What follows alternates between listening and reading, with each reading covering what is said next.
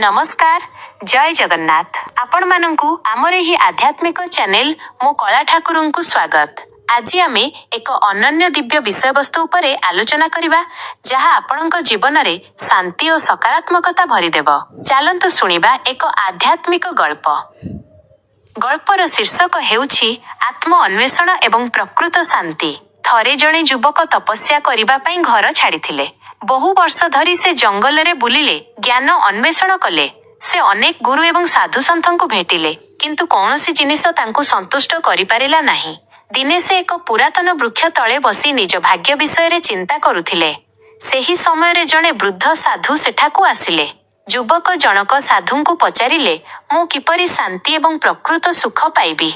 साधु जनक हसी कहिले, शांति तुम भितरे अछि, बाहरे नुहे। तुमर मन को नियंत्रण कर एवं तुमे शांति पाइब। साधु आहुरी मध्य कहिले, तुमे जहा खोजुछ ताहा तुम भितरे ही अछि। प्रकृत ज्ञान हेउछि आत्म सचेतनता। तुमे जेतेबेले निजकु जानिब सेतेबेले तुमे सबु किछि जानिब। एहा सुनी युवक जनक अनुभव कले जे से बाहरे शांति खोजी भूल करुथिले। से निज भीतर को चाहिबा आरंभ कले एवं धीरे धीरे प्रकृत शांति एवं आनंदर अनुभव कले। एहीपरि आहुरी अधिक आध्यात्मिक विषय वस्तु जानिबा पई आम वीडियो को लाइक करंतु, शेयर करंतु एवं आम चैनल को सब्सक्राइब करंतु। पुणी देखा हेबो एक नुआ विषय वस्तु सहित। नमस्कार, जय जगन्नाथ।